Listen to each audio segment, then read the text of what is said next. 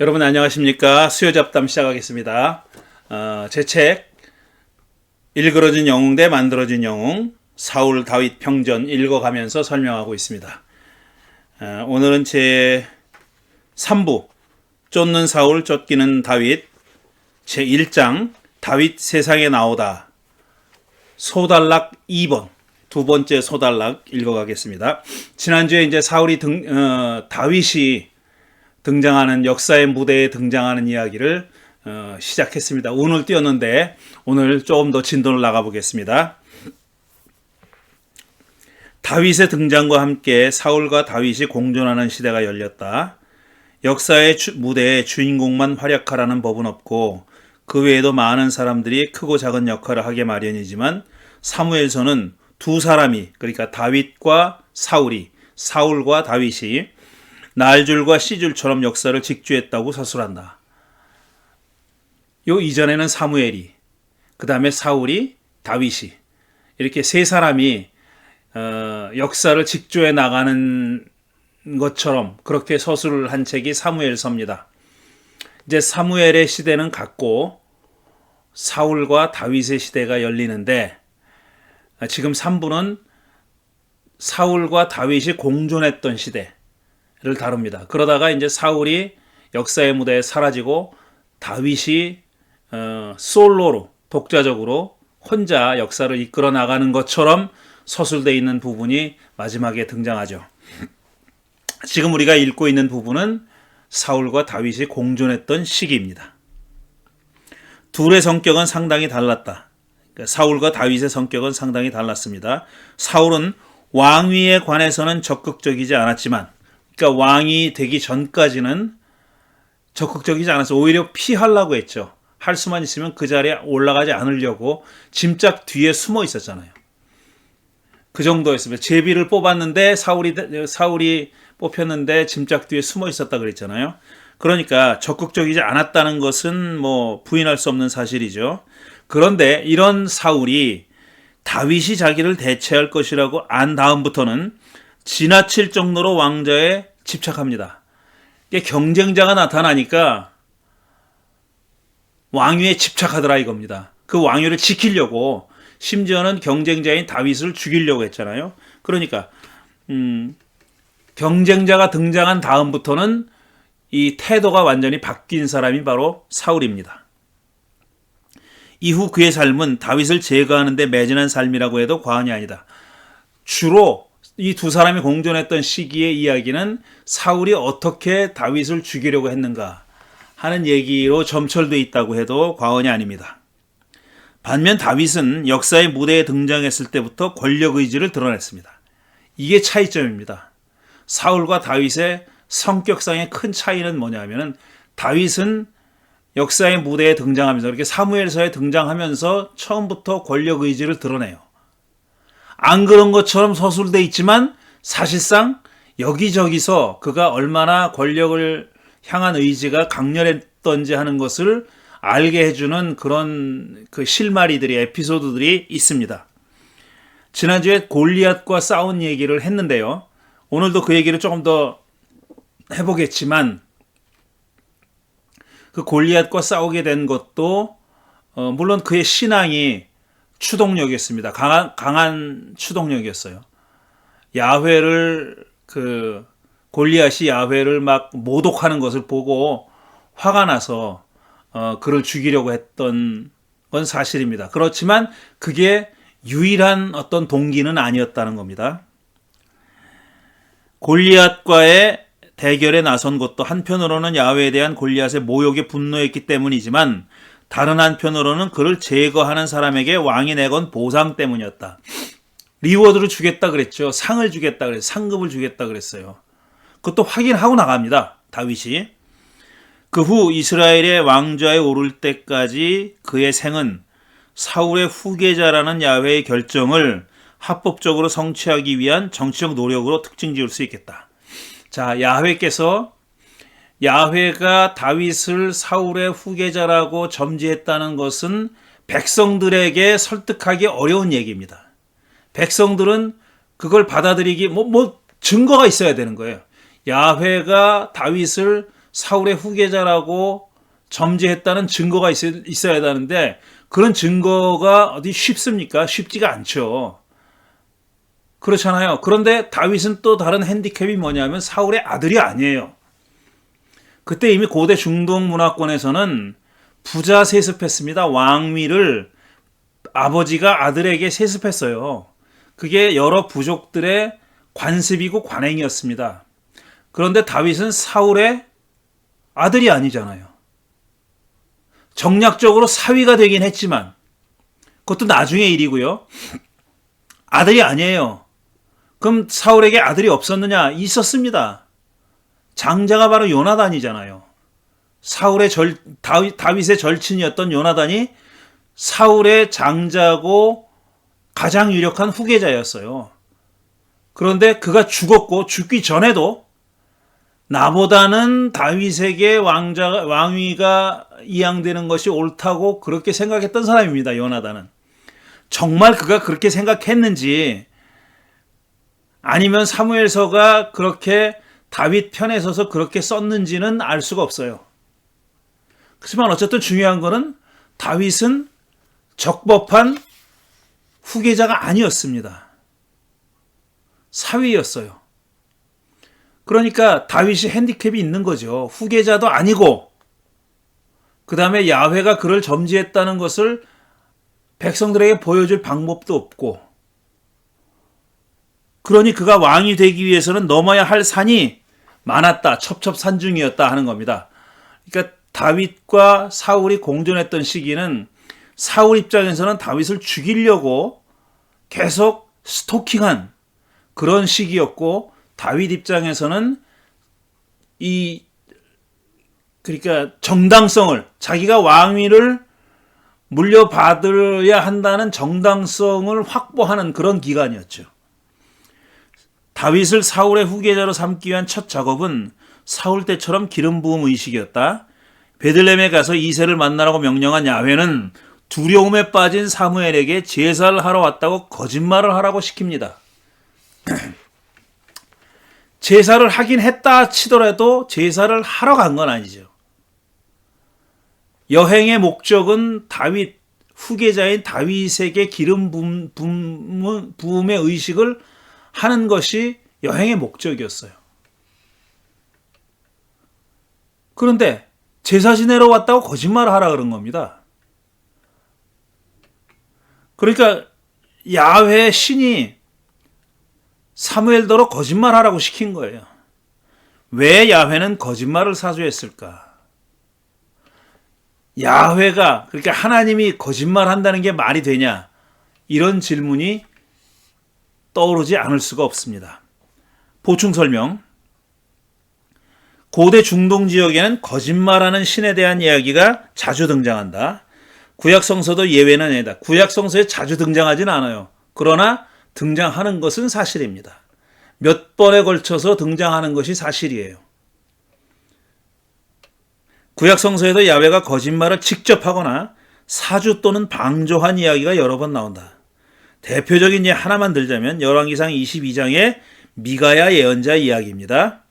미가야 예언자는 이런 환상을 봤습니다. 이 열왕기상 22장은 아합이 야훼 신이 아합을 죽이기로 작정하고 그를 전쟁에 내보내려고 그래요. 그를 전쟁에 내보내려면 예언자들로 하여금 전쟁에 나가십시오. 야훼께서 함께 하십니다. 왕이 이기실 겁니다라고 거짓말을 하는 예언자가 필요한 겁니다.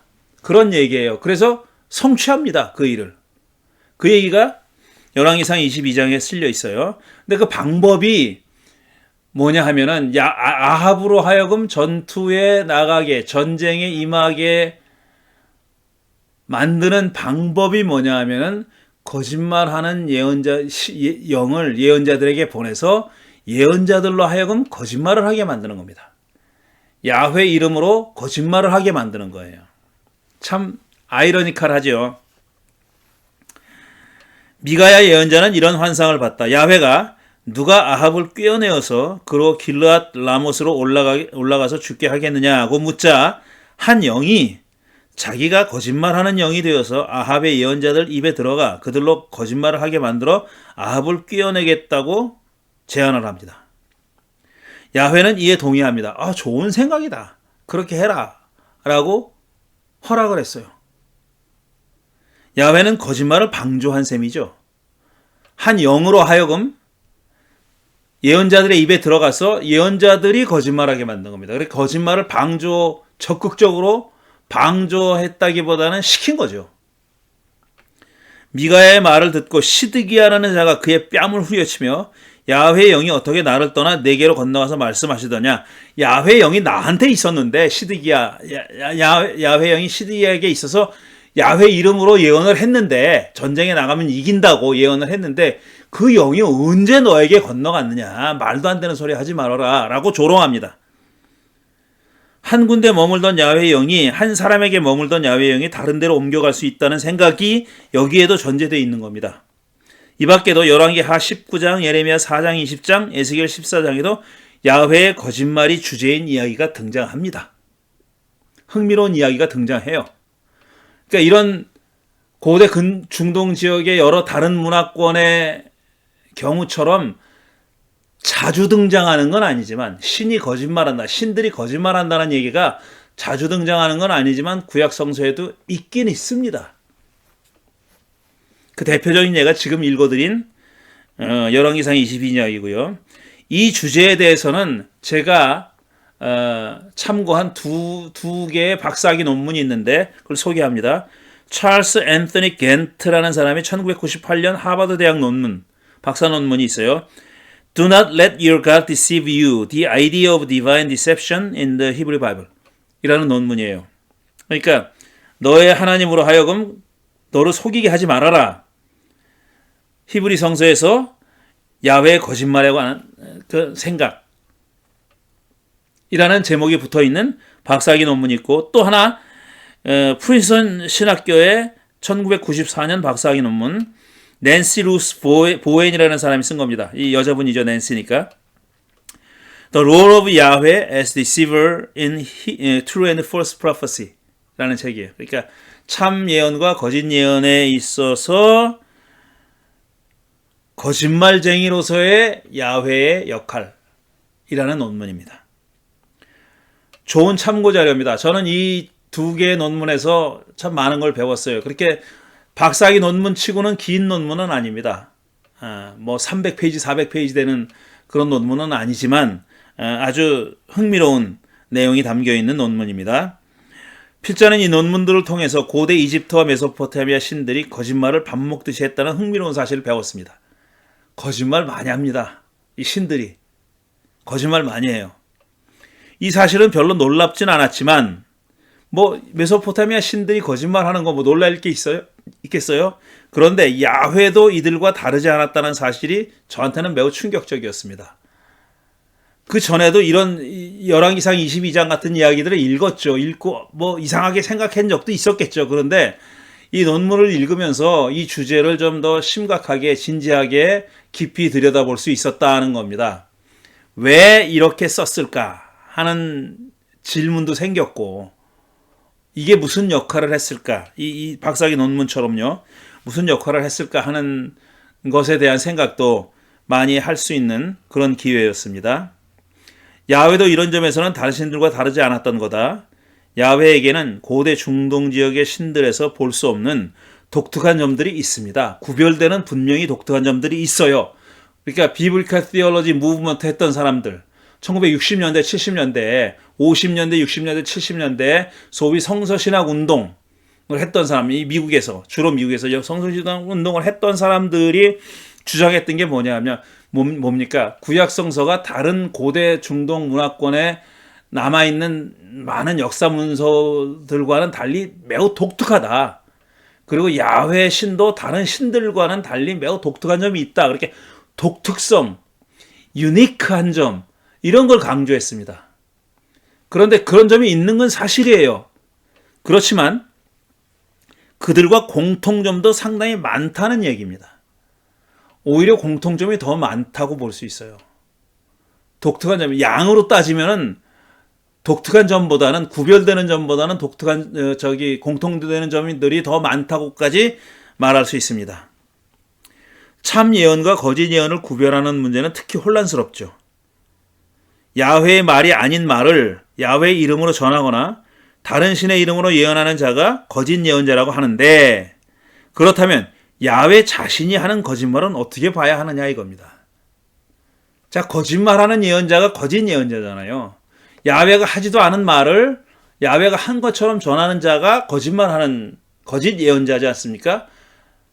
그러니까 이 말의 전제는 뭐냐면, 그 주장의 전제는, 그 스테이트먼트의 전제는 뭐냐면은 야훼는 거짓말하지 않는 신이다라는 얘기예요.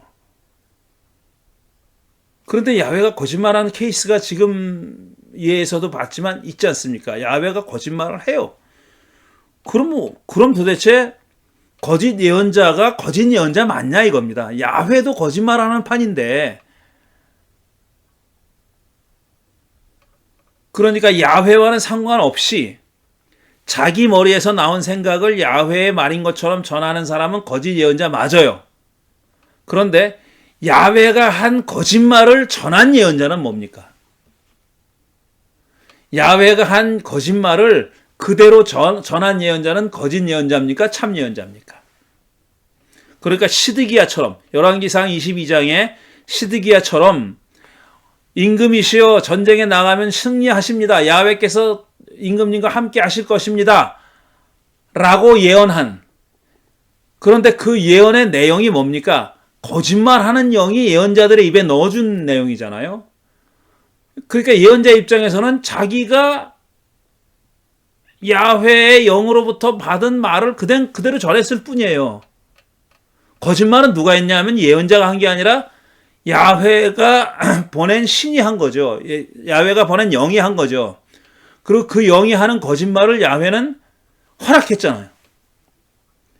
그러면 그 예언자가 참 예언자입니까? 거짓 예언자입니까? 이게 그렇게 간단한 문제가 아닙니다. 요즘 우리 현대 교회에서도 저 사람은 참 예언자야, 저 사람은 거짓 예언자야, 이런 말 많이 합니다. 불의한 권력에 탄압받았던 사람들, 그런 사람, 참 예언자셔, 이런 말 많이 하죠. 문익환 목사님 같은 분 대표적으로. 그런 분들 참 예언자라고 우리가 존경하고 칭송하잖아요. 그리고 우리 사람의 눈으로 보기에도 저건 사기꾼이지, 말도 안 되는 말 하고, 누가 봐도 자기의 이기심에서 나온 말, 사기성 농후한 말, 그거 하는 사람들은 거짓 예언자라고 굳이 성경을 들이대지 않아도 우리가 판단할 수 있지 않습니까? 판단을 많이 하지 않습니까? 그런데 엄밀하게 따지면은 그 판단이 옳으냐 하는 거 따져봐야 된다는 겁니다.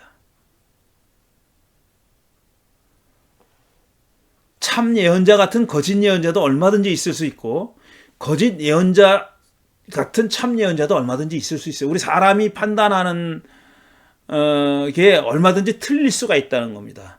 그렇다고 구약성서에 어떤 기대서, 절대적인 기준이 있는 것이 아니기 때문에, 구약성서에 그 둘을 가르는 절대적인 기준이 있는 것이 아니기 때문에 성서에 입각해서 판단하기도 어려워요. 그렇게 할 수도 없어요. 그러니까 사실 문제인 거죠. 그런 내용들을 이제 다음에 제가 지금 준비하고 있는 책에서 얘기하려고 하는 겁니다. 고대 중동 지역의 왕들은 두 가지 거짓말에 유의해야 했다. 첫째로 예언자가 신들의 메시지를 제대로 전하는지 확인해야 했거든요. 그러니까 예언자가 전하는 말이 신이 전하라고 말한 내용이 아니라 거짓말인지 그것도 주의 깊게 판단했어야 했고, 그 다음에 둘째로는 신들이 거짓말하는 게 아닌지도 살펴봐야 했다는 겁니다. 신들이 거짓말할 가능성도 있다는 것을 늘 염두에 둬야 된다는 겁니다. 그랬다는 거예요.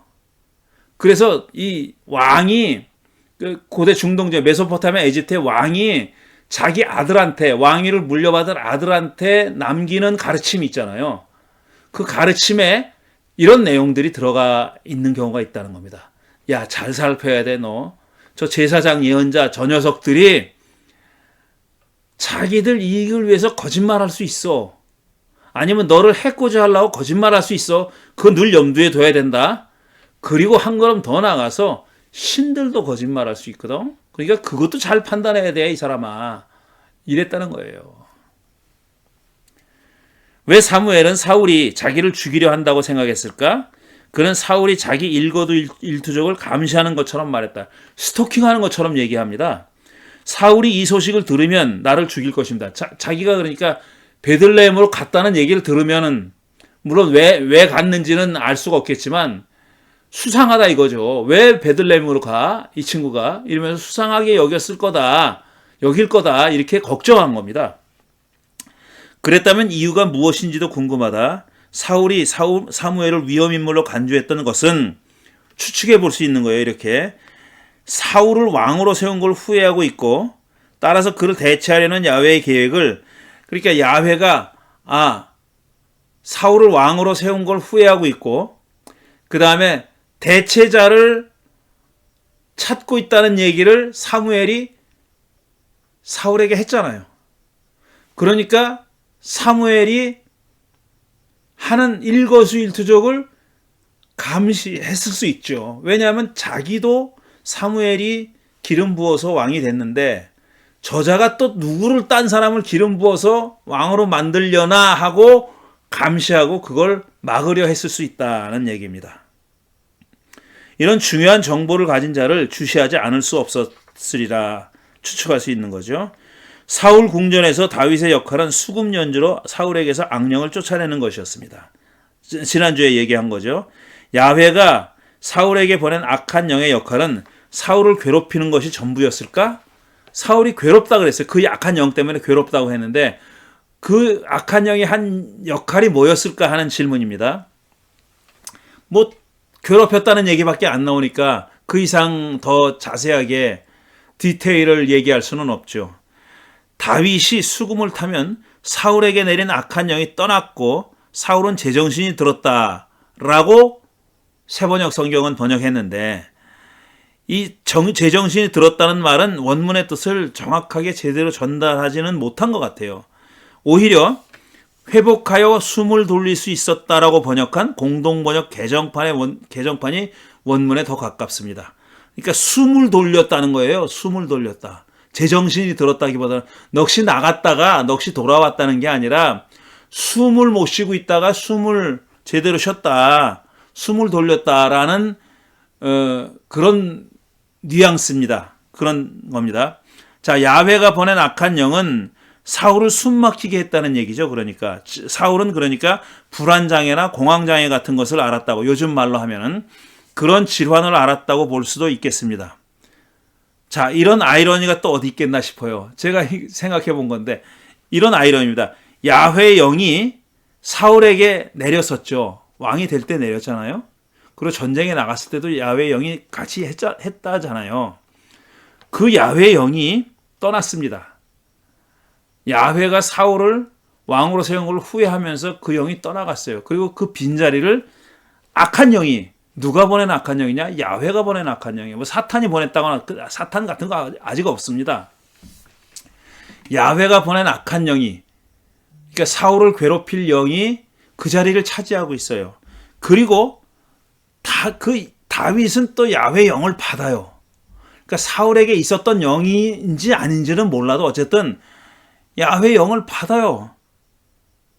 그리고 그 야훼 영의 힘을 빌어서 악한 영이 괴롭혀서 괴로움을 당하는 사울에게서 그 악한 영을 일시적으로 쫓아내요. 이게 좀 앞뒤가 안 맞지 않습니까? 야훼의 영인데 다 악한 영이고 선한 영이고 간에 선한이라는 말은 없습니다.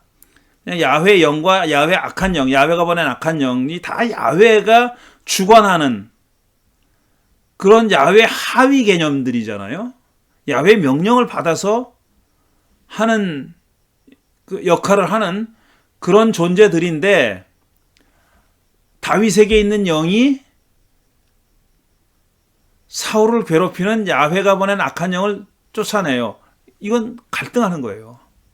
갈등에서 이겼다는 얘기입니다. 일시적이지만 이겼다는 얘기예요. 그러니 이게 좀 안 맞죠. 그러니까 야훼가 일률적으로 그야말로 보수적인 기독교인들이 좋아하는 주권적으로 일을 지금 치러 나가고 있다는 생각보다는 이 하위 영들 간에는 서로 갈등이 있다는 그런 얘기를 제가 말씀드리는 겁니다. 자, 보충 설명. 수금을 타서 악한 영을 몰아낸 다윗의 행동은 전형적인 주술사의 그것이다. 이 얘기했어요, 지난주에. 고대 이집트와 메소포타미아의 주술사들은 교육을 통해 양성됐습니다. 제가 문제 제기하는 건 이겁니다. 주술사가 그냥 무슨 신내림 받아가지고 하는 거 아니에요. 무당이든 주술사든 고대 중동 문화권에서 주술사든 제사장이든 뭐든 그 신탁을 받아서 하는 별자리를 보는 사람이든 뭐든 간에 어쨌든 그들은 다 교육을 통해서 양성되는 겁니다. 그냥 영을 받아 신의 영을 받아가지고 어떤 영역으로 하는 게 아니에요. 교육받는 겁니다. 교육 자료는 오랫동안 그 일을 해온 사람들이 쌓아놓은 데이터베이스예요. 예를 들어서 별자리가 이렇게 나타나면은 무슨 일이 일어났다 하는 것은 그걸 예언을 하려면은 과거에 그런 별자리가 그런 모양이었을 때 어떤 일이 일어났는지 하는 것에 대한 기록을 보고 그렇게 얘기하는 거예요. 사주팔자 같은 거예요, 말하자면. 근데 다윗은 그런 교육을 받았다는 얘기가 없잖아요. 그런데 주술사의 역할을 해요. 수금을 타고 악한 영을 몰아내는 역할을 해요. 다윗은 그냥 못하는 게 없어요. 그러니까. 게다가 문제는 뭐냐 하면은 이 수금을 타면서 악한 영을 몰아냈다는 다윗이 그런 일을 했다는 것의 문제는 뭐냐 하면은 구약 성서는 이런 주술을 엄격히 금지합니다. 그런데 다윗이 그렇게 했다고 지금 기술되어 있는 거예요. 금지하는 것과 맞지 않아요. 물론 야훼 종교에서도 공식적으로는 주술을 금했지만 민간 차원에서는 얼마든지 실행됐을 수 있긴 합니다. 그런 흔적도 많이 있어요. 고고학적으로 발굴 자료들도 나와요. 사울은 무당을 통해서 무당에 대해서 지금 주술사에 대해서 얘기하는 겁니다. 이 보충 설명은 사울은 무당을 통해서 죽은 사람 사무엘을 불러내오기도 했다. 만일 다윗이 수금을 연주하는 주술사였다면 언제 어디서 그것을 배웠는지도 궁금한데 아쉽게도 성서 어디에도 그 답은 찾을 수가 없습니다. 그런 걸 배웠다는 얘기가 없어요. 자, 고대 중동 세계의 주술에 대해서는 제가 이 서술한 이런 논문들을 참조하시면 좋겠다는 얘기인데, 자, 이런 논문들이 들어있는 아주 좋은 자료가 있습니다. 이게 The Civilizations of the Ancient Near East라는 책이에요. 매우 두꺼운 책입니다. 이런 책이 한 권 더 있어요. 그래서 한 3,000페이지 정도 되나? 2,000페이지가 훨씬 넘는 그런 거의 사전 같은 책인데, 사전과는 달리 고대 중동의 문화권에서 이뤄졌던 문화적인 현상들을 정말 세세하게 그것도 시대별로 다룬 논문들을 모아놓은 책입니다. 아주 유용한 자료예요. 저는 궁금한 게 있으면은 먼저 앵커 바이블 딕셔너리나 이런 걸 먼저 찾아봅니다. 또 뉴 인터프리테이션 바이블 딕셔너리라는 것도 있죠. 그 다음에 나온 것도. 앵커 바이블 딕셔너리는 1990년대 중반에 나온 거고요. 여전히 지금도 사용돼요, 그게. 그렇지만 그거보다 조금 더 깊이 고대 중동 문화의 어떤 현상들을 알고 싶을 때는 이 책을 봅니다. 거짓말 조금 못하면은 궁금한 게 다 있어요, 여기. 알고 싶은 게 다 있어요. 그러니까 문화적인 현상들, 뭐 노래, 주술, 예식, 뭐 물질 문화, 무기 등등. 내가 궁금해하는 거는 여기 대부분 다 있어요. 아주 좋은 자료입니다. 이게 번역이 됐을 것 같지는 않고요. 제 기억에는 제가 한국에 있을 때 90년대 중반 초반에 앵커 바이블 딕셔너리가 처음 나왔을 때 그때쯤 제가 미국에 왔는데요. 그때 그거를 번역한다는 말이 있었습니다. 한국신학연구소에서 번역할 계획이라는 말이 있었는데 너무 방대한 작업이라서 그랬는지 못했죠. 뭐 다른 얘기고요. 자, 그 다음에 계속하겠습니다. 많은 시편들이 다윗의 저작이라는 전통도 여기에 기원을 두고 있습니다. 수금을 타고 노래했으니까. 그러니까 많은 시편들이 다윗이 썼다라는 그런 이야기가 여기에 뿌리를 두고 있다는 겁니다. 히브리 성서 시편 중 73편에 다윗의 이름이 붙어 있고 70인역, 그러니까 그리스 번역에는 85편이 다윗의 저작으로 되어 있습니다. 더 많아요. 다윗의 시라고 번역된 말의 히브리 원문은 르다빗입니다. 근데 르라는 전치사가 뭐뭐에게, 뭐뭐를 위하여, 뭐뭐에 관하여, 뭐뭐에 속한 등 다양한 바이라는 영어로 바이뿐 아니라 이렇게 다양한 의미를 가지고 있으므로 다윗의 시편이라는 말이 written by 데이빗이 아닐 수도 있다는 겁니다. 다윗에게, 다윗을 위하여, 다윗에 관하여 등으로 해석할 수도 있어요. 학자들은 다윗이 시편의 저자라는 전통이 그를 제사, 제도 발전에 혁혁한 공을 세우는 인물로 묘사하는 역대기의 영향을 받았을 수도 있다고 추측합니다. 그리고 지금 무엇보다도 수금을 타고 연주하는 모습에서 다윗이 많은 시편의 저자라는 이야기가 나왔을 수 있다는 얘기입니다. 자, 신하들이 다윗을 사울에게 소개하면서 했던 수금을 잘 탈 뿐만 아니라 씩씩하고 날랜 용사로서 말도 잘하고 풍채도 좋은 데다 야훼께서 함께 해주시는 사람이라는 말도 눈길을 끈다. 지난주에 말씀드렸죠. 이건 약간 반복인데 이에 따르면 다윗은 수금을 타는 사람으로서는 지나치게 높은 자질을 소유하고 있는 사람입니다. 이렇게 오버퀄리파이드 아니면 팔방미인이라는 얘기죠. 신하들은 다윗이 이런 사람이란 걸 어떻게 알았을까? 소문이 자자했으면 알 수 있죠. 근데 거리가 만만치가 않습니다. 지금 사울이 있는 곳으로부터 다윗이 있는 베들레헴에, 다윗이 살던 동네인 베들레헴에까지 거리가 만만치 않고 이 입소문이라는 게 요즘처럼 그렇게 널리 퍼질 만큼 교통이 발달하지도 않았고요. 그렇지만 또 불가능한 건 아니죠. 소문이 자자했을 수 있죠. 이스라엘이 작은 촌락도 아닌데다 유다 땅 베들레헴에 사는 다윗을 사울의 신하가 이렇게 자세히 알고 있다는 사실도 범상치 않죠. 자연스럽지 않죠. 더욱이 그가 야훼께서 함께 해주시는 사람이란 걸 어떻게 알았을까 싶다. 이것은 모든 걸 알고 있는 설화자의 다윗에 대한 평가를 보는 게 맞다. 이렇게 신하가 그렇게 생각했다기보다는 설화자의 다윗에 대한 평가를 신화자로 하여금 말하게 만들었다. 이런 뜻입니다. 이런 경우 많아요. 구약 성서에는 사실 설화자의 평가인데 설화자가 서술하는 식으로 말하지 않고 등장하는 인물로 하여금 말하게 하는 그런 경우가 많이 있습니다. 그는 이 시점에서 이미 왕좌의 주인이 다윗으로 바뀔 것을 예시하고 있다. 맛보기로 보여주고 있는 겁니다. 다윗과 골리앗의 대결은 물리적 격투보다 말로 싸운 이념 대결에 초점이 맞춰져 있다라고 지난주에 제가 말씀드렸죠. 실제 전투 싸움 장면은 몇 절 안 돼요. 그 전에 이미 전쟁이 벌어졌습니다. 말로 이념 대결, 이데올로기 대결이라고 할 만한 신앙 대결 혹은 신학 대결 뭐라고 붙여도 좋아요. 그런 말로 하는 대결이 있었죠. 먼저 골리앗도 야훼를 무참하게 모독했고 거기에 화가 나가지고 싸움에 뛰어든 다윗도 상당히 긴 연설을 사울과 이스라엘에게 한 번, 그 다음에 골리앗에게 한 번 합니다. 그런 겁니다. 골리앗이 어떻게 죽었고 그의 무기가 어디로 갔는지에 대해서도 학자들 간의 논쟁이 있지만 그보다는 누가 골리앗을 죽였느냐가 더 큰 논쟁 주제입니다. 이게 너무나도 명백하게 모순이 있기 때문에 그렇습니다.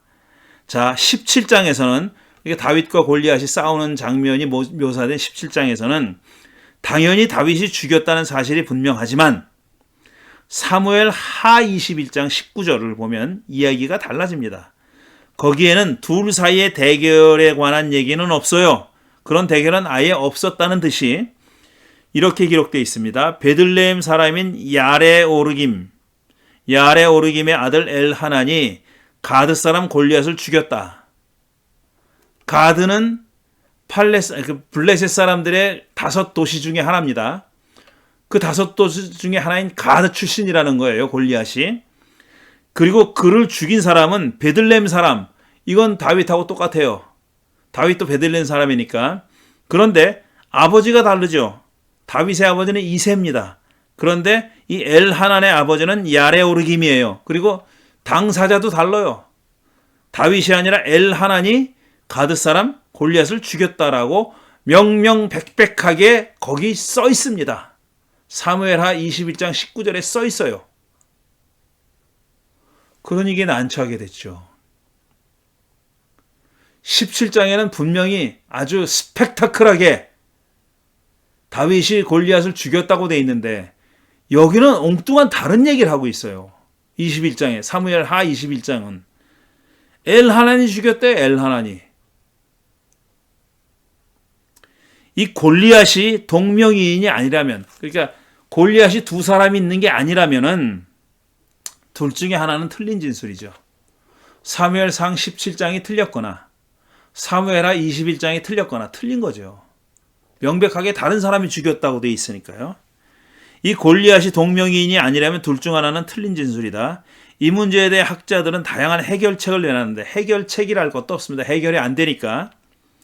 그중 가장 긴 역사를 가진 답은 다윗과 엘하난이 동일 인물이라는 주장이다.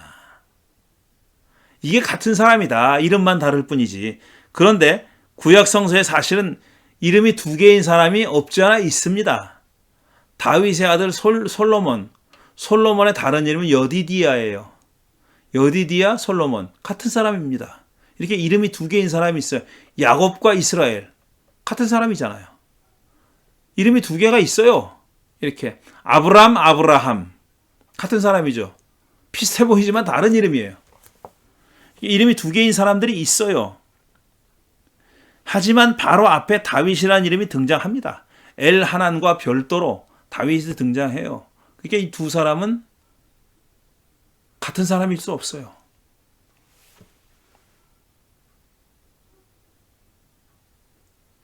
역대기상하는 일찍이 이 문제를 의식했습니다. 그래서 이렇게 기록을 남겨요. 야일의 아들 엘하난이, 위에는 야레오르김의 아들 엘하난이라고 그랬는데 여기는 야일의 아들이라고 그랬어요. 야일 달라요. 아버지가 가드 사람 골리앗의 아후 라흐미를 죽였다. 아하, 역대기 역사가의 해결책은 엘하난이 죽인 사람이 골리앗이 아니라 그의 동생이다. 이렇게 해결한 겁니다. 현존하는 자료만 갖고는 누가 골리앗을 죽였는지 확인할 길이 없습니다. 다윗이 죽였다고 널리 알려졌지만 사무엘하 21장의 기록도 무시할 수 없죠. 분명히 그렇게 명토바가 적혀 있잖아요. 엘하난이 죽였다고. 다윗의 역사성을 의심하는 학자들, 그러니까 다윗이라는 인물은 아예 존재하지도 않았다. 실제로. 이거 꾸며낸 인물이다. 픽션이다. 이렇게 보는 사람이 있어요. 저 최소주의자들, 미니멀리스트죠. 이 다윗의 왕국이라는 건 존재하지도 않았고 다윗도 그런 인물도 없었다라고 주장하는 사람입니다. 그런 의심하는 학자들은 사무엘상 17장의 이야기를 픽션으로 보기 때문에 실제로 골리앗을 죽인 사람은 엘하난이라고 주장한다. 이것도 저는 말이 안 돼요. 이게 픽션일 수도 있잖아요. 이것도 픽션일 수 있잖아요. 그 사람들이 픽션으로 보는 근거가 뭐 대단한 게 있느냐? 꼭 그렇지는 않아요. 자, 다윗이 실존 인물이 아니라고 이 사람들이 주장하는데, 미니멀리스트들이 주장을 하는데, 그렇게 주장하는 근거가 뭐냐면은 다윗이라는 이름이 고대 중동의 어떤 문화권에도 등장하지 않는다라는 거예요. 어떤 문서에도 등장하지 않는다. 아예 등장하지 않지는 않습니다. 그런데 그 사람들은 그렇게 보는 겁니다. 이렇게 화려한 어떤 왕국을 세운 사람이라면은 어딘가 이름이 남아있을 텐데 그렇지 않다. 이건 가상의 인물이고 가상의 역사다. 이렇게 주장하는 겁니다. 근거가 좀 박약하죠. 물론 구약 성서의 서술이 그대로 일어났다라고는 저도 믿지 않아요. 여러 번 말씀드렸습니다. 그렇게 일어난 게 아니에요. 또 구약 성서를 적은 사람이 거기에 초점을 맞춰서 적지도 않았어요. 과거에 일어났던 일을 가급적이면 객관적으로 일어난 그대로 전하겠다라는 의지가 충만한 그런 사람들이 아니었었어요. 자기가 전하려고 하는 메시지가 있고 야훼라는 신이 우리 이스라엘이라는 백성들의 역사를 어떻게 이끌어 왔는지 하는 것을 후대 사람들에게 가르쳐 줄 목적으로 적은 문서입니다. 그러니까 가르침, 교훈, 메시지 여기에 방점이 찍혀 있지 팩트, 일어난 일을 그대로 거기 방점이 찍혀 있지 않아요. 그렇지만 전체 이야기가 다 꾸며낸 이야기라는 것도 억측입니다. 그것도 말이 안 되는 얘기예요. 그렇게 보기에는 너무나도 많은 역사적 자료들이 남아 있어요. 그걸 무시하면 안 됩니다.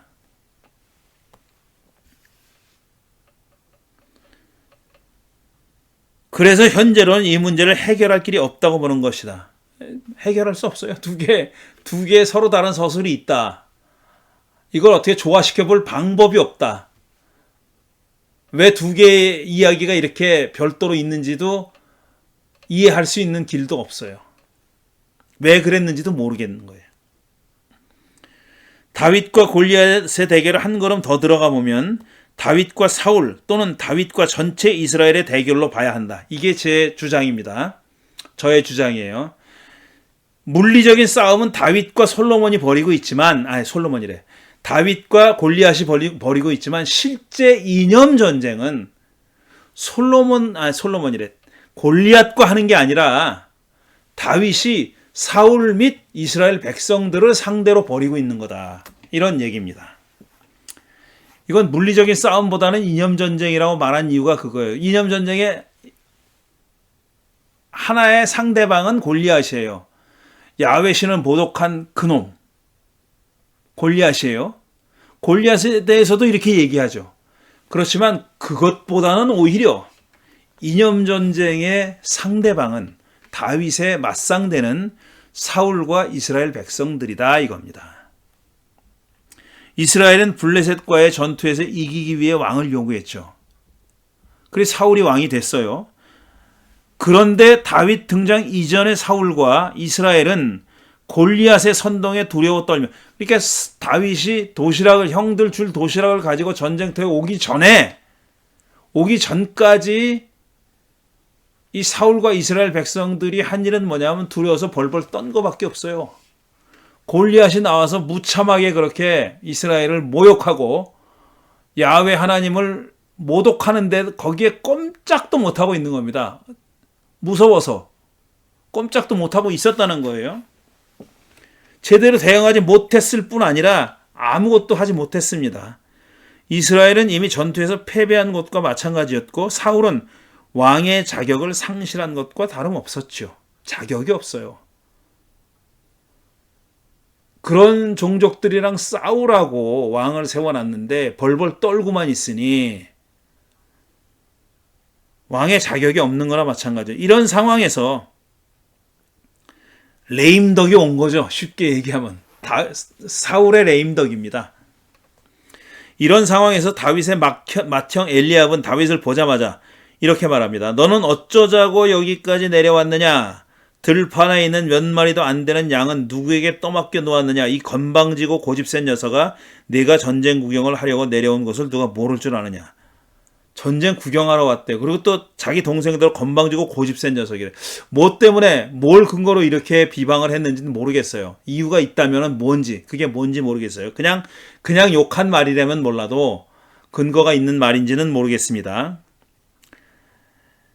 자기도 겁에 질려 벌벌 떨면서도 막내를 무시합니다. 그리고 전쟁에서 그 막내를 배제하려고, 넌 인마 자격이 없어. 전쟁터에 나설 자격이 없어라고 일부러 까뭉개는 거예요. 그러니까 다윗이 얼마나 낮은 자리에 있었던 사람이냐라는 것을 보여주는 얘기입니다. 자기 형으로부터도 멸시와 천대를 받고 있는 거죠. 그는 다윗의 전투 능력도 무시했지만 그보다는 그의 주제넘음에 분노했다는 겁니다. 그런데 돌이켜보면 그는 다윗이 기름 부음 받을 때 그 자리에 있었습니다. 그런데도 막내를 무시하고 있어요. 눈에 띄는 사실은 사울, 엘리압, 그러니까 큰형, 그리고 이스라엘 전체의 태도 어디에서도 야훼라는 존재의 자리는 찾아볼 수 없다는 겁니다. 야훼가 없어요. 전쟁은 야훼가 하는 것이다. 이런 신앙이 없어. 근데 그 이전에도 오랜 전통입니다. 야훼의 전쟁이라는 전통, 이스라엘의 오래전 전쟁 전통, 그게 야훼의 전쟁이라는 거예요. Divine War 혹은 War of Yahweh. 그게 거룩한 전쟁이라는 잘못된 이름으로 오랫동안 알려졌지만 야훼의 전쟁이라는 게 있어요. 야훼가 직접 싸우는 겁니다. 너희가 무기를 들고 나와서 싸우는 것 같지만 실제로 이 전투는 야훼가 하는 거다. 이게 야훼의 전투죠. 야훼의 전쟁이고. 그런데 그런 신학을 갖고 있다는 어떤 기미도 보이지 않아요. 그저 두려워 떨기만 해. 사울이 그랬고 엘리압이 그랬고 모든 이스라엘 백성들이 그랬습니다. 그래서 골리앗이 야훼를 그렇게 모독하는데 아무도 나서지 못했던 겁니다. 그때 다윗이 나섰던 거죠. 실질적인 무신론자. 제가 실질적인 무신론자라는 말을 많이 씁니다. 무신론자들이 있어요. 자기는 신이 없다고 믿고 사는 사람들. 신의 부재를 믿고 사는 사람들 있어요. 그런 사람들이 있어요. 또 그 사람들은 왜 자기들이 무신론자인지 어쨌든 이유가 있고 그거를 남들에게 설명할 수도 있어요. 그런데 신이 있다고 말은 하지만 실질적인 무신론자들이 얼마나 많은지 모릅니다. 제가 무신론자는 저질이고 신이 있다고 믿어야 수준이 높은 사람 이런 얘기하는 게 아니에요. 그런 뜻이 아니라 자기가 무신론자임에도 실질적으로 무신론자인데도 불구하고 그걸 모르는 사람들이 있다는 겁니다. 실제 현실에서는 신이 없는 것처럼 행동하면서 자기가 신앙을 갖고 있다고 믿는 사람들이 있어요. 그게 저는 나쁘다는 뜻이 아니라 안 맞는다는 얘기입니다. 신을 믿는다면 신을 믿는 사람다운 삶이 있죠. 그 사람이 꼭 도덕적이 윤리적이라는 얘기는 아니에요. 저는. 그리고 무신론자는 비윤리적이 비도덕적이라는 얘기가 아니에요. 오히려 그 신없는 사회 같은 그런 책을 봐도 몇 주 전에 제가 설교 시간에도 그 얘기를 했지만 신이 없는 사회 북구라파에 이 노르웨이나 덴마크나 이런데 정말 교회는 텅텅 비어 있고 사람들은 신이 없다고 믿어요. 많은 대부분의 사람들이 신이 없다고 믿어요.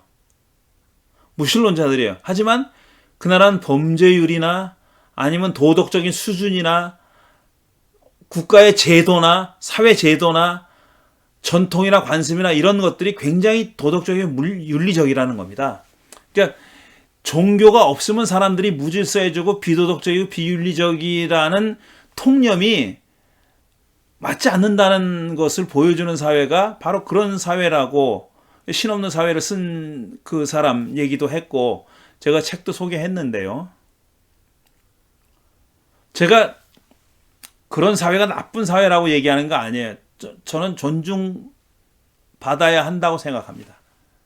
존중받아야 돼. 신이 있다고 믿거나 없다고 믿는 건 그 사람의 신앙이고 그 사람의 자유예요. 없는 신을 믿게 만들 수도 없고 신이 있다고 믿는데 그걸 부인하게 만들 수도 없어요. 그건 남의 말이나 강요로 이루어질 수 있는 일이 아닙니다. 자신의 선택이죠.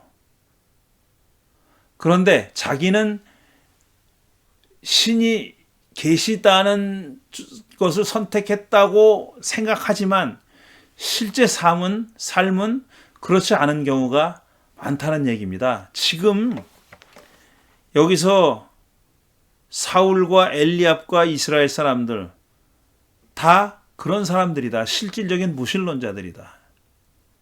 라는 말을 제가 지금 하고 싶은 겁니다. 하지만 다윗에게는 그것이 있었습니다. 그 믿음이, 야훼의 자리가 있었어요. 지금 이때 다윗에게는 분명히 그게 있었습니다. 다윗과 골리앗의 대결을, 야훼를 신뢰하지 않는 이스라엘의 불안과 공포를 야훼를 굳건히 신뢰하는 다윗과 대비하는 이야기로 읽어야 하는 이유가 여기에 있습니다. 저는 다윗과 골리앗의 대결 이야기를 이렇게 해석합니다. 야훼를 잘 믿는 다윗이 야훼 한 분만 의지하고 변변치 않은 무기를 들고 나가서 중무장한 골리앗을 쓰러뜨렸다. 그거는 다윗의 믿음 덕분이다. 거기에 그치는 얘기가 아니라는 겁니다. 지금 이 다윗과 골리앗이 전하려고 하는 메시지는 사울, 엘리압, 이스라엘 같은 실질적인 무신론자들, 실질적으로는 야훼를 신뢰하지 않는 사람들에게 다윗이라고 하는 하나의 모범적인 인물을 대비시켜서 말하려는 그런 의도로 쓰인 이야기라는 얘기입니다. 다윗의 믿음과 용기는 사울에게 했던 말, 사자의 발톱이나 곰의 발톱에서 저를 살려주신 야훼께서 저 블레셋 사람의 손에서도 틀림없이 저를 살려주실 것입니다 라는 말이나, 골리앗에게 했던 말, 야훼께서 너를 나의 손에 넘겨주실 터이니 내가 오늘 너를 쳐서 내 머리를 베고 블레셋 사람의 주검을 모조리 공중의 새와 땅의 들짐승에게 밥으로 주어서 온 세상이 이스라엘의 하나님을 알게 하겠다. 또 야훼께서는 칼이나 창 따위를 쓰셔서 구원하시는 것이 아니라는 것을 여기에 모인 이 무리가 알게 하겠다. 이렇게 얘기했잖아요. 너만 알게 하는 게 아니라 여기에 있는 이 무리들, 이스라엘 사람들을 가리키는 겁니다. 전쟁에서 이기고 지는 것은 야훼께 달린 것이다. 야훼께서 너희를 모조리 우리 손에 넘겨주실 것이다. 라는 말에 잘 드러나 있습니다. 그러니까 실제로 다윗의 이 말들은 골리앗을 향해서 한 말이라기보다는 이스라엘 백성들을 향해서 한 말이다, 이런 겁니다. 이로써 이 다윗의 이야기를, 이런 이야기를 전하고 있는 신명기 역사가의 의도는, 서술 의도는 뭐냐면 다윗이 자격 있는, 사울의 뒤로 이어서 자격 있는 왕이라는 것을 공공에게 보여주고 싶은 겁니다. 두 연설의 중심 메시지는 전쟁의 승패는 야훼에게 달려있다는 것이다. 이런 믿음은 주로 군사력이 열세인 언더독의 신념입니다. 다윗은 철저하게 언더독이에요. 밑바닥 사람입니다. 밑바닥 사람이에요. 근데 그 밑바닥 사람이 왕좌에 오르잖아요. 왕위에 오르잖아요. 근데 그러기 위해서는 핸디캡이 많아요. 넘어야 할 장벽이 너무나 많은 거예요. 계속 말씀드리지만 다윗은 사울의 아들이 아니에요. 계승 자격이 없어요. 그런데 계승했습니다. 그 계승이 가능하게 했던 것은 야훼 하나님이 그를 선택했다는 거잖아요. 근데 그 선택을 백성들도 인정해야 되잖아요. 야훼가 선택했다는 것이 공적으로 백성들이 다 맞아. 야훼가 저 사람을 선택한 거 우리가 이제 알겠어. 라는 그런 인정이, 컨퍼메이션이 나오려면은 다윗이 해야 할 일이 많은 겁니다. 그래서 사울의 입장에서는 사울과 다윗이 지금 겹치는 시기, 공존했던 시기가 어떤 시기냐면은 사울의 입장에서는 다윗을 죽이려고 스토킹하고 안간힘을 쓴 시기였어요. 근데 다윗의 입장에서 보면은 지금 말씀드린 것 같은 핸디캡을 안고 있는 다윗이 그 정당성을 획득해가는 과정입니다. 사울의 아들도 아니고 야훼가 점지했다는 것을 백성들이 알지도 못하는 상황에서 그가 적법하게, 정당하게 사울의 왕권을 물려받을 사람이라는 것을 입증해 보이는 그런 과정이었다라는 얘기입니다. 의지할 군대도 신뢰할 무기도 없이 하나님에 대한 믿음에 기댈 수밖에 없는 사람들의 처절한 생존 본능이 그의 연설에 깔려 있습니다. 마지막으로 목자에 대한 보충 설명인데 이건 빨리 읽고 넘어가겠습니다. 다윗은 목자였습니다. 사무엘이 그를 찾았을 때도 사울이 그를 궁전으로 불러들이려고 사람을 보냈을 때 모두 그는 양떼를 치고 있었습니다. 그러다가 소환됐죠. 구약 성서에서 목자라는 말에는 직업 이상의 의미가 들어있는 것이 사실입니다. 목자에는 지도자 또는 영도자나 왕이라는 상징적인 의미도 있습니다. 이스라엘의 지파 대표들이 헤브론으로 다윗을 찾아와서 자기들의 왕이 되어달라면서 이렇게 말했습니다. 야훼께서 네가 나의 백성 이스라엘의 목자가 될 것이며 네가 이스라엘의 통치자가 될 것이라고 말씀하실 때에도 바로 임금님을 가리켜 말씀하신 것입니다. 이렇게 말했어요. 그러니까 지금 왕이 되달라고 얘기하면서 목자, 야훼는 그 왕을 목자라고 불렀다는 겁니다. 이 목자라는 것이 그러니까 왕의 메타포라는 겁니다. 왕을 은유하는 표현이다라는 얘기죠. 목자가 지도자 또는 왕을 가리키는 구절은 이외에도 여럿이 있습니다. 제가 지금 주목하는 대목은 뭐냐면은 그 제 역할을 못하는 목자, 지도자, 왕을 심판하겠다는 얘기도 나옵니다.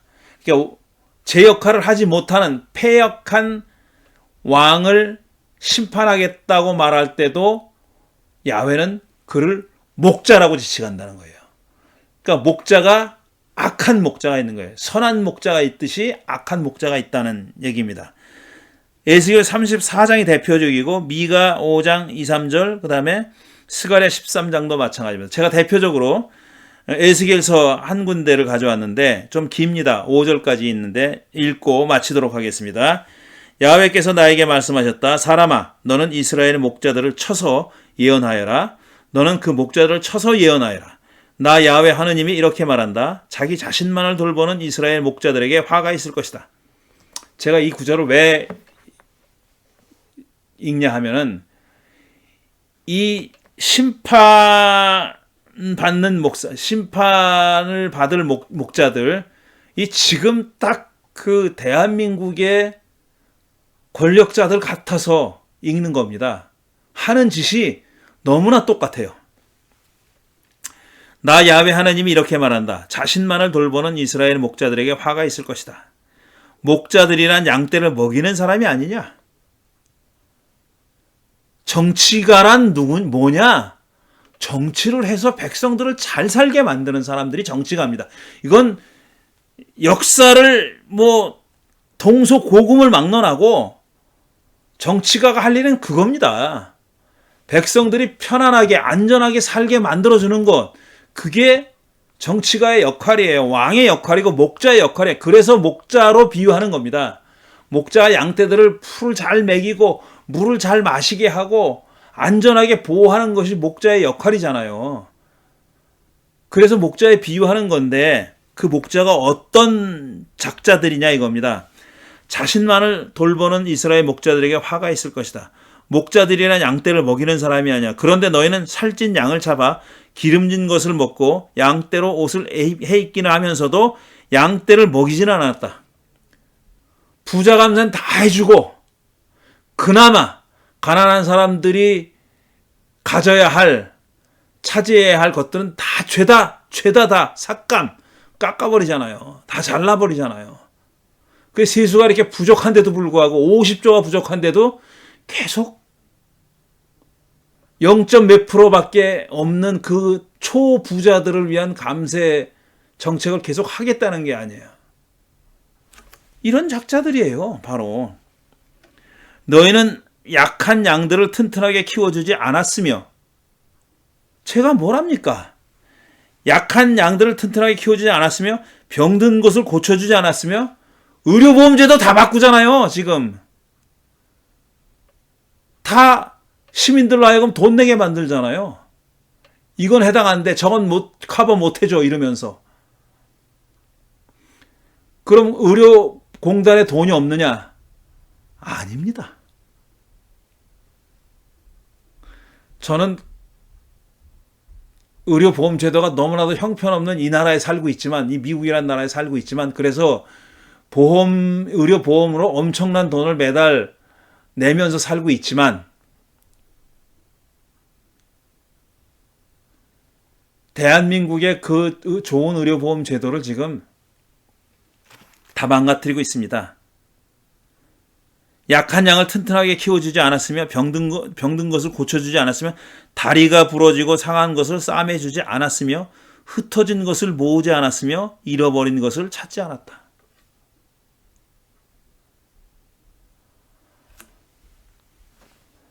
이태원 참사의 희생자들의 부모들이 오체투질했습니다.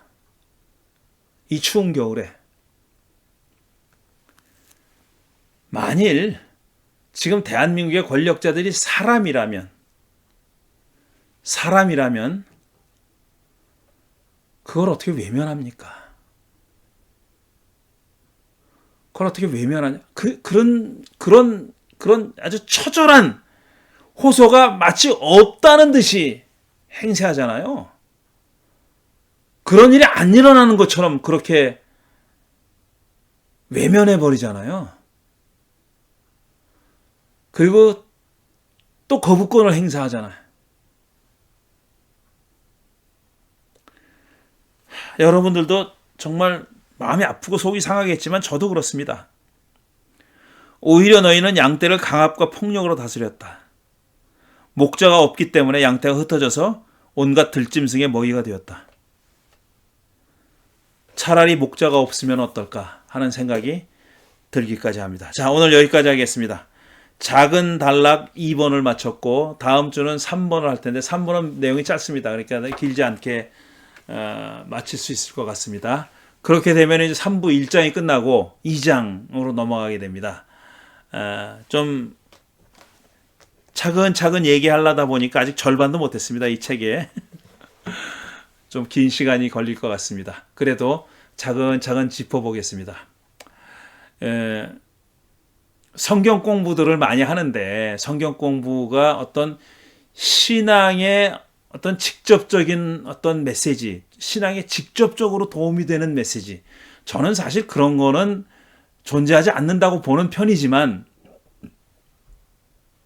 제 생각을 뒤로 미루고 신앙적으로 직접적으로 도움이 된다는 메시지는 사실은 저는 이렇게 생각해요. 그거는 근본은 어떤 근원적인 문제는 터치하지 않고 표면만 건드리는 얘기라고 생각합니다. 이 근본적인 얘기는 우리가 왜 신앙을 하느냐, 왜 우리가 신앙인으로 살고 왜 그리스도인으로 살고 왜 우리가 이 경전을 읽고 경전을 파고들며 경전에서부터 메시지를 끄집어내고 그걸 우리의 삶에 적용하려고 이렇게 애쓰느냐, 이거 없이도 잘 사는 사람 많아요. 저는 신앙이 없으면 다 무익한 생이다 이렇게 생각하지 않습니다. 종교 없는 사회가 가치가 있다고 생각해요. 그것도 나름의 가치가 있다고 생각하고 종교는 강요할 것이 아니라고 생각합니다. 싫으면 할 수 없는 거예요. 난 종교인이 되기 싫다. 그러면 그 사람은 자기가 선택한 그 삶을 성실하게 살면 되는 거예요. 근데 우리는 종교인의 삶을 살기로 했잖아요. 그렇게 결심하고 그 길로 들어선 사람이고, 그러면은 내가 지금 믿고 있는 이 신앙이, 믿음이 나의 삶을 어떻게 바꿔줄 것인가, 나의 삶을 어디로 이끌고 갈 것인가, 그 가장 밑바닥에서부터 근본적인 것에서부터 우리가 생각을 해봐야 되잖아요. 그게 필요하다고 생각하는 겁니다. 지금 당장 기분 좋게 하는 말, 당장 어떻게 그냥 내 그 고통을 잠시 망각하게 해주는 말, 그것도 의미가 없진 않겠지만 그건 금방 사라지고 마는 겁니다. 저는 그것보다는 좀 이렇게 깊이 들어갈 수 있었으면 좋겠어요. 제가 깊이 들어간다는 얘기가 아니라 그런 노력이 필요하다고 말씀드리는 거고, 그 다음에 이 경전도, 우리가 가지고 있는 경전이 그런 얄팍한 위로나 사탕 말림이나 이런 책이 아니라는 걸 제가 말씀드리고 싶은 거예요. 여기는 정말 그 묵직한 삶의 얘기가 들어있고 그 묵직한 삶의 주제들을 우리가 어떻게 다루어야 할 것인지, 어떻게 해석해야 할 것인지, 어떤 식으로 우리가 삶으로 살아내야 할 것인지 하는 그 길을 찾는 어떤 이정표가 되는 이야기들이 이 안에 있습니다. 거기서 현실적인 삶이 예외가 절대로 아니고 오히려 그게 전부고 정치나 경제도 거기서 예외가 되지 않는다는 얘기입니다. 그런데 참 어쩌다 보니까 사울과 다윗 얘기는, 사무엘, 사울, 다윗 얘기는 매우 정치적인 얘기입니다. 우리 신앙이 어떤 정치적인 모습으로 신앙이 표현되는지, 현실적으로 어떻게 표현되는지 하는 것을 살펴볼 수 있는 좋은 어떤 그 텍스트가 바로 이 이야기입니다. 그래서 이 이야기를 이런 식으로 지금 읽어보려고 노력하고 있는 겁니다. 마친다고 하고 마무리 말이 너무 길었습니다. 이제 진짜 마칩니다. 다음 주에 다시 뵙겠습니다. 감사합니다.